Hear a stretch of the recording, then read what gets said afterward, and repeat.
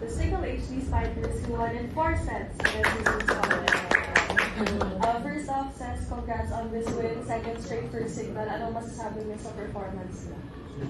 Syempre, happy kami na nanalo kami today. But then, ang dami namin lapses ngayon na dapat namin i-work on. So, yun. Dapat magawa pa namin sa training yun. And yun nga, yung Zeus, syempre, bagong team din sila. So, kailangan hindi kami maging complacent. So, thank you, Ses. And for MJ, congrats on this win. You had 30 points in this game. What motivated you heading into this match to give your all for this game? Honestly, every match have to be motivated for my team to of course, get our goals. And but anyways, we are happy today. We make our best, even that we don't have our best performance. Every game is a lesson. So we are happy that we win today, but we have to keep working. Thank you, MJ. For some of your question. For Ses, before nakakalaban mo si MJ sa mga finals, gano'n. Ngayon, anong feeling na kayo na yung nagtutulungan para sa Signal? Siyempre, sobrang happy kasi hindi ko na kailangan i-receive yung mga payo niya. So, yun, very inspiring and motivating para sa team. Malaking bagay na si MJ yung nakuha naming import para nga makuha na rin namin yung goal namin this conference. And we're looking forward din na makapag-perform yung team ng like mataas na level ng volleyball ngayon dahil kay MJ. How about you, MJ? You used to play against Ses before in the previous league, yeah. And what can you say about her as your teammate this time? She's a really hard worker person. She's the more experienced girl in the team, so everybody follow her, of course. But it's nice to be around her, and she's very hard working. So, on that, MJ, at this point, are you used now that your former rivals are now your teammates? Are you more getting used to it now, like Ses and also Coach Shaq, that you're now in the same team with them? Yes, definitely yes.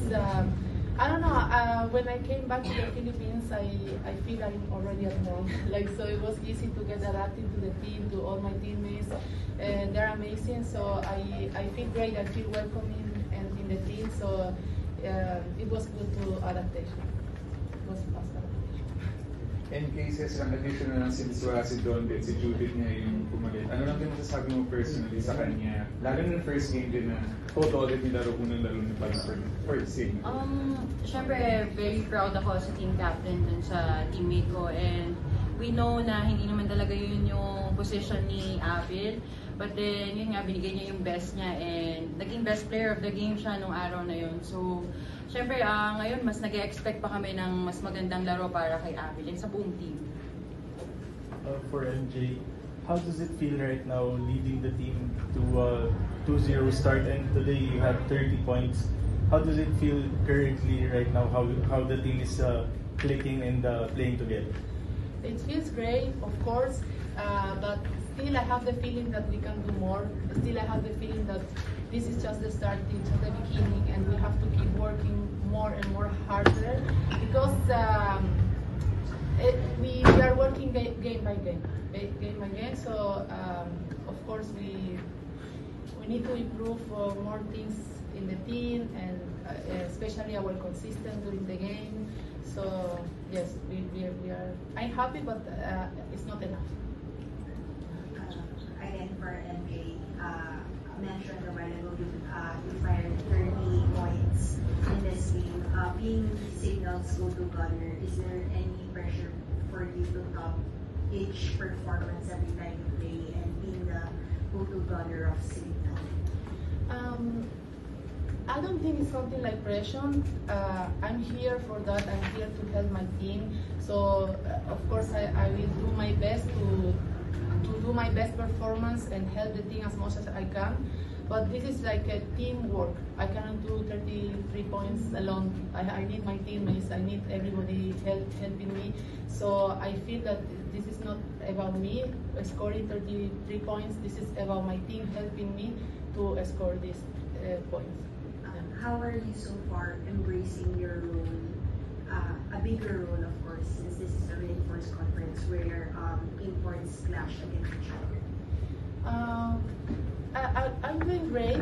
I feel like like, you know, as an experienced player, in my last teams, I was doing the same role. In the others in the team with the more experience, so I think it's something natural. Like it's not, I don't feel any pressure or anything. I just go there and do my best for my teammates. Versus, ano lang yung bagay na kailangan hindi mawala sa bawat PhD spiker? Ano yung kailangan na patuloy nilang isipin para tuloy-tuloy lang yung success na nakukuha nyo? I think yung one thing na kailangan namin mindset talaga is to help the team and to help Amiga for every game. Kasi nandito siya to help us, pero hindi ibig sabihin na kailangan buhatin niya yung buong team. So, kailangan din tulungan namin siya. For example, sa mga skills, kailangan namin pumasa ng maganda kasi strong attacker yung import namin.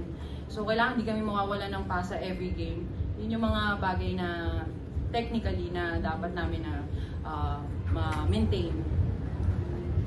For Cesc and MJ, your next game is against Capital One, also a relatively new team. Then, how will this win help you guys heading into that match?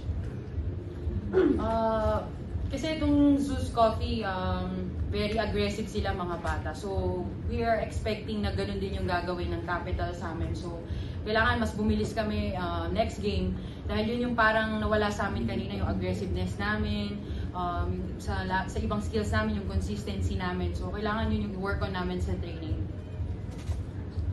Definitely, against our next opponent, we have to play more aggressive, play more consistent, and just like enjoy more the game. Definitely. Thank you, Cesc. Thank you. Yay!